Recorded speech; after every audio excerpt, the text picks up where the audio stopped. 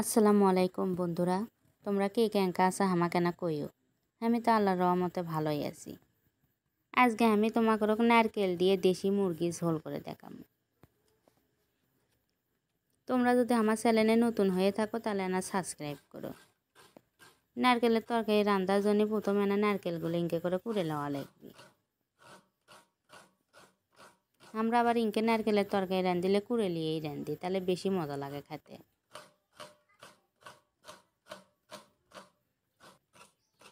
নারকেল তোলা বটি দিয়ে ইনকে করে কুড়ে লওয়া লাগবে, তাহলে দানাদা ফাইন মিহি হয়ে আসবে। এখন আমার শরীর তোমাকে কেন মোরগ কাটে দেখাচ্ছে। তোমরা যারা মুরগি কাটতে পারো না এটা দেখে কিন্তু কাটতে পারো যে দেশি মুরগি কেন করে কাটা লাগে। আমরা আবার গ্রামের মানুষ তো, বাড়িতে হাঁস মুরগি পালি, ওই জন্য দেশি মুরগি খাওয়াই হয়।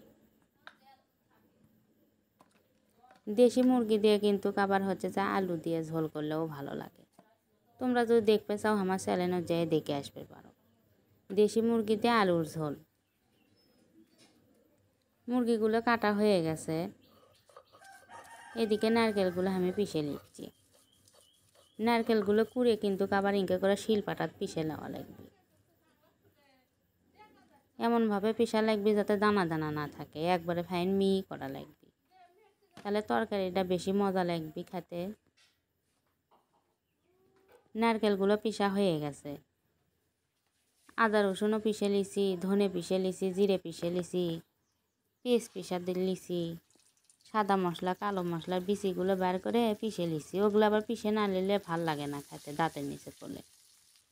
এখন আমার শরীর নারকেলগুলো ভেজে নিচ্ছে। নারকেলের মধ্যে লবণ, হলদি, পত্তের গুঁড়ো দিয়ে নারকেলগুলো ফাইন করে ভেজে নেওয়া লাগবে। এই সময় হাঁসেলের জাল কিন্তু আস্তে আস্তে দেওয়া লাগবে, আস্তে আস্তে দিয়ে এই নারকেলগুলো ভেজে নেওয়া লাগবে লাল লাল করে। নারকেলগুলো তাও 10 মিনিটের মতন করে ভেজিছে। আজকে আমার শরীর তোমাকে নারকেলের তরকারি রাঁধতে দেখাবি, তার হাতের তরকারি আবার বেশি স্বাদ লাগে নারকেলের। এখন আর একটা কড়াই তুলে দিয়ে মুরগির গোস্তগুলো কষে নিবি। দেশি মুরগি আবার কষে কষে রাঁধলেই বেশি স্বাদ লাগে। দেশি মুরগি ভেজে রাঁধলে কিন্তু বেশি স্বাদ লাগে না। পেঁয়াজ ভাজা তুলে লেছে, নিয়ে লবণ, হলদি, আদা রসুন পিষা, জিরে পিষা, ধনে পিষা দিয়ে মশলাগুলো ফাইন করে কষে নিচ্ছে। পিষা মশলা দিলেই তরকারিটা ভালো স্বাদ লাগবে।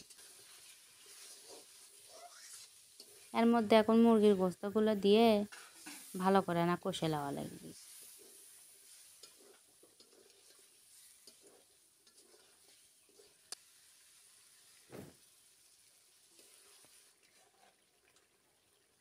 নারকেলের তরকারি কিন্তু আবার গরম পানি দেওয়া লাগবে, তার জন্য করে প্রথমে আগে গরম পানিও করে নিয়েছি। মুরগির গোস্তগুলো কষা হয়ে গেছে, এর মধ্যে এখন নারকেল ভেজে থাকলে সেই নারকেলগুলো দিয়ে আবার না ভালো করে কষে দেওয়া লাগবে। নারকেলের তরকারি আবার কষা নিকা, যত কষবি তত তেলও বাড়াবি, খেতেও সেই মজা লাগবে। অল্প অল্প করে গরম পানি দিয়ে তরকারিগুলো কষান লাগবে। পানি আবার একবারে বেশিও দেওয়া যাবে না, অল্প অল্প করে দিয়েই কষান লাগবে। আর নারকেলের তরকারি কিন্তু ঘন ঘন লাড়ে দেওয়া লাগবে, তাছাড়া আবার নিচে লাগে ধরবি। কষাতে কষাতে পানি শুকিয়ে গেছে, আবার না গরম পানি দেওয়া লাগবে, দিয়ে আবার ভালো করে কষে নেওয়া লাগবে।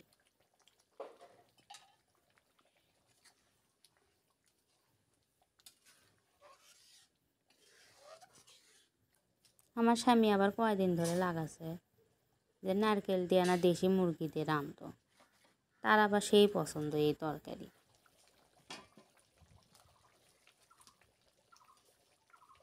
2-4 মিনিট পর পরই ইনকে করে লাড়ে দেওয়া লাগবে, তাছাড়া আবার নিচে লাগে ধরবি।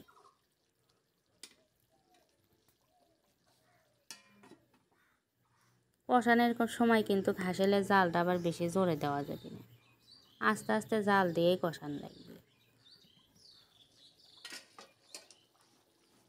আবার না 2-4 মিনিট পরে লাড়ে দিচ্ছে, দিয়ে পানি কমে গেছে তো একবারে ঝোল দিয়ে দিচ্ছে, কষানো হয়েই গেছে।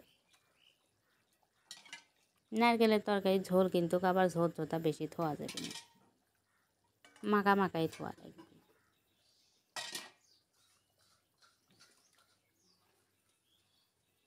তরকারি কষানো হয়ে গেছে তো ফাইন এটা তেল উঠিচ্ছে। এমনিতেই নারকেল কষাতে কষাতে তেল ছেড়ে দেয়।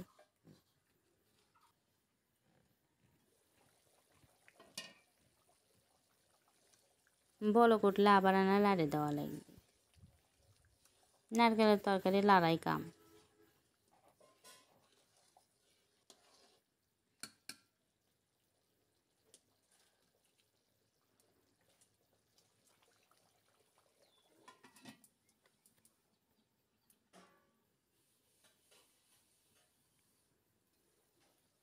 আবার না 2-4 মিনিট পরে ঢাকন আলো করে আবার না লাড়ে দিচ্ছে।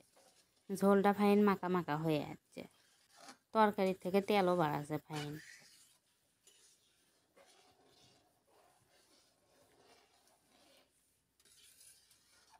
নারকেলের তরকারি হয়েই গেছে, আর বেশিক্ষণ সময় লাগবে না।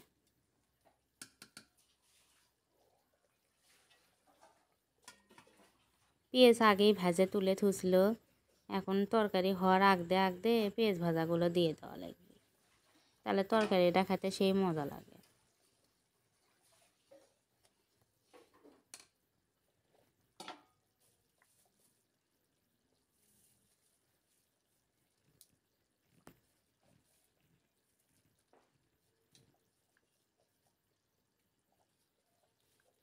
পেঁয়াজ ভাজাগুলো দিয়ে আবার না ফাইন করে লাড়ে চেড়ে লওয়া লাগবে।